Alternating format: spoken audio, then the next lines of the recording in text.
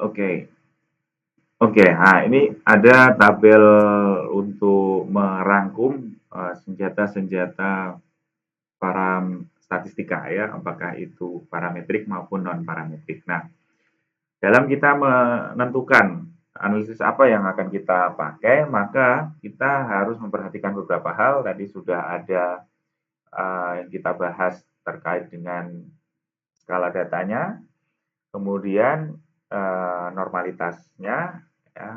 Nah, dan kemudian yang berikutnya adalah apa yang akan kita lakukan. Apakah kita akan membandingkan, apakah kita akan mengasosiasikan, apakah kita akan meregresikan, ya, melihat hubungannya atau melihat pengaruhnya, atau kemudian eh, berusaha menyimpulkan efek atau pengaruh dari perbandingan. Nah, itu tergantung juga apa yang akan kita lakukan. Nah, di sini ada tabel ini menunjukkan ada macam data, mulai nominal, ordinal, interval, dan rasio. Kita ke paling bawah dulu ya, yang data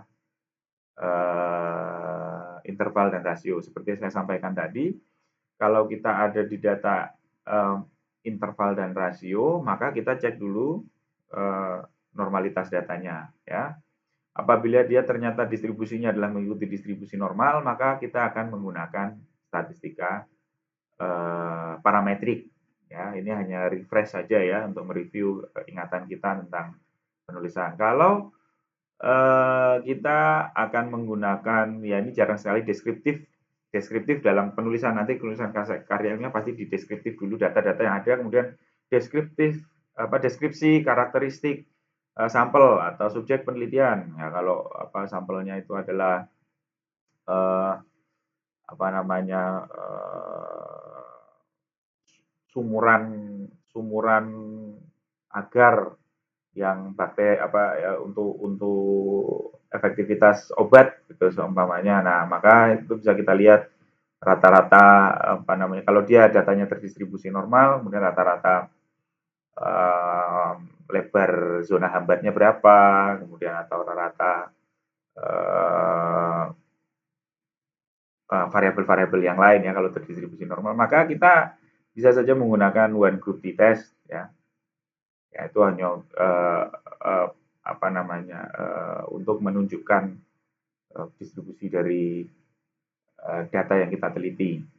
Nah, kalau kemudian kita melakukan komparasi ya atau membandingkan antara dua grup ya, di sini tertulis dua sampel ya biasa atau dua grup, ya maka kita lihat kedua grup itu apakah related atau independen. Apakah kedua grup itu saling berhubungan, saling berkaitan atau saling lepas ya. Kalau saling lepas tidak ada hubungan antara grup 1 dengan grup 2. Kalau dia ini ada tanda asterisk di sini adalah kalau dia terdistribusi normal ya, distribusinya normal, maka kalau dia dua grup kemudian independen tidak saling terkait, maka menggunakan t-test yang independen sampel t-test. Tapi kalau dia saling terkait itu misalnya subjeknya sama, dicek pre perlakuan, kemudian dicek lagi post perlakuan atau pre post ya. Nah, ini kita lihat membandingkan pre postnya antara ada dua grup. Nah, itu maka kita menggunakan paired t-test atau correlated t-test ya. Nah, tapi kalau grupnya ternyata lebih dari dua, ya ada 4 grup, ada 5 grup, ya tergantung lagi apakah itu independen atau berkaitan ya, atau dependent. Kalau dia independen, maka one way ANOVA ya, atau analisis variansi. Kemudian kalau dia saling berkaitan, ya one way ANOVA juga. Tapi kalau variabel pengaruhnya itu lebih dari satu, jadi seumpama ini ada 4 grup yang dibedakan jenis bondingnya, selain jenis bonding juga dibedakan primernya. Zat bondingnya dibedakan A, B, C, D, primernya juga bedakan A, B, C, D. Kemudian kita lihat kekuatan geser pelekatannya dari resin komposit yang ditempelkan ke gigi cabutan. Nah, karena itu grupnya ada 4, kemudian variabel independennya ada 2, tadi jenis bonding dan primer, siapa tahu atau tidak. Nah, maka itu kita menggunakan two way atau ANAVA 2 jalur ya. Nah, kemudian kalau kita meneliti tentang asosiasi atau hubungan atau korelasi, maka ini yang parametrik itu ada Pearson, ada partial correlation, dan multiple correlation. Ini bisa dipakai sesuai dengan kebutuhan. Nah, tapi itu tadi hanya review tentang parametrik, maka yang menjadi perhatian kita adalah yang non parametrik ya. Nah, di sini ada data nominal dan ordinal dan data-data interval dan rasio yang tidak terdistribusi normal masuk ke baris 2 ini. Nah, oke, sebenarnya ini simple saja ya. Jadi kalau seumpama kita independent t-test itu pada yang terdistribusi normal, data interval dan rasio, 2 grup, maka itu kalau tidak terdistribusi normal atau datanya itu non parametriknya adalah kita menggunakan Mann-Whitney-Young test. Atau bisa juga dengan Kolmogorov-Smirnov atau bisa juga dengan Wolfowitz median test ya. Tapi kalau yang related, maka yang 2 grup itu kita menggunakan sign test atau Wilcoxon match pair match pair.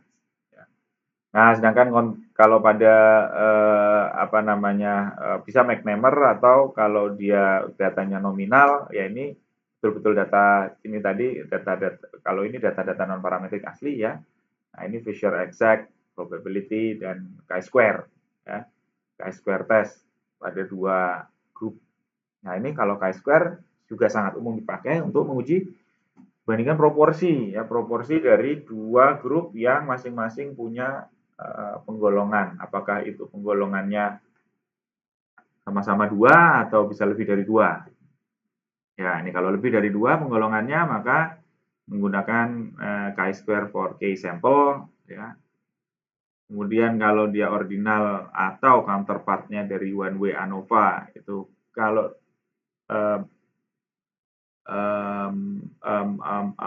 dia independen antar kelompoknya maka kita menggunakan median extension. Tapi kalau dia saling berkait dan Kruskal-Wallis yang paling sering ya ini tadi ya median extension dan Kruskal-Wallis yang paling sering adalah Kruskal-Wallis untuk dipakai apa namanya counterpartnya ANAVA satu jalur yang tidak terdistribusi normal untuk Kruskal-Wallis atau median extension. Kemudian kalau yang sampelnya saling terikat itu menggunakan Spearman's test. Nah, sedangkan kalau kita melakukan uji asosiasi atau uji korelasi, maka untuk yang non parametrik itu menggunakan Spearman rank correlation atau Kendall-Tau. Ya, sedangkan kalau yang untuk nominal bisa dengan contingency coefficient. Nah, ini hanya tabel yang untuk mempermudah kita mengidentifikasi atau menentukan senjata apa yang akan kita pakai. Nah, keuntungan dari penggunaan statistika non parametrik adalah ini ya rekan-rekan sekalian, kadang-kadang tidak ada alternatifnya pada statistika parametrik ya. Jadi ya seperti chi-square test gitu ya atau tes-tes yang untuk data nominal dan ordinal ya itu jelas tidak ada counterpartnya dengan yang parametrik ya karena itu memang khusus untuk data-data seperti itu. Kemudian uji non parametrik tertentu dapat digunakan untuk analisis data nominal ya tadi sudah kita bahas. Uji non parametrik tertentu dapat digunakan untuk data ordinal tadi juga sudah kita bahas. Yang mana proses perhitungan pada statistika non parametrik biasanya lebih sederhana dibandingkan dengan statistika parametrik ya khususnya untuk sampel kecil. Ya jadi most likely atau seringnya memang sebetulnya data-data dari penelitian di teman-teman spesialis itu karena biasanya jumlahnya kecil ya maka kecenderungannya itu datanya tidak terdistribusi normal ya. Kecuali kalau di bidang saya ya di kesehatan gigi masyarakat atau kedokteran gigi pencegahan di mana kami biasa melakukan penelitian itu di komunitas ya di masyarakat dengan sampel jumlah yang besar ya lebih dari 100 300 ya. Nah, survei itu juga besar apa namanya jumlah subjeknya maka kemungkinan untuk data terdistribusi normal itu sangat tinggi sehingga penggunaan statistika parametrik itu sangat dimungkinkan. Tapi kalau data-data penelitian laboratoris ya atau data-data klinis yang itu jadi nanti karya tulis ilmiahnya rekan-rekan sejawat semua, biasanya karena jumlahnya sedikit, sangat jarang itu bisa mengikuti kaidah kurva normal atau datanya terdistribusi normal,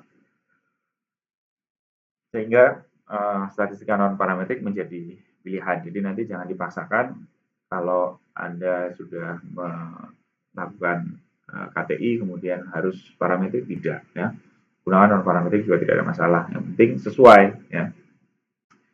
Karena pada akhirnya pun nanti sebetulnya antara hasil perhitungan statistik dengan parametrik maupun non parametrik itu tidak jauh berbeda. Jadi kesimpulannya kalau ini memang bermakna ya biasanya ya bermakna dengan kedua cara itu pun. Nah kemudian kerugiannya apa untuk statistika non parametrik? Statistika non parametrik kerugiannya menjadi tidak mudah bila jika parametrik ya untuk data yang sama tersedia. Ya tentunya kalau memang ini datanya harusnya diukur dengan parametrik ya pasti yang diharapkan yang parametrik, karena bagaimanapun hasil analisis data yang didapatkan dari uji parametrik itu memang bisa dibilang lebih valid dan reliable. Ya. Karena apa? Ya karena mundur lagi ke belakang, karena datanya terdistribusi normal. Kalau datanya terdistribusi normal itu tentu hasilnya pasti lebih mewakili, sehingga disebut valid dan reliable dengan parametrik. Tapi kalau non parametrik pun ya kalau keadaannya memang memaksa tidak bisa parametrik ya harus non parametrik, jadi tidak ada masalah. Ya. Kemudian uji non parametrik pada umumnya tidak tersedia secara luas dibandingkan dengan uji parametrik, dan untuk sampel besar perhitungan untuk non parametrik menjadi rumit. Ya, oke, ini beberapa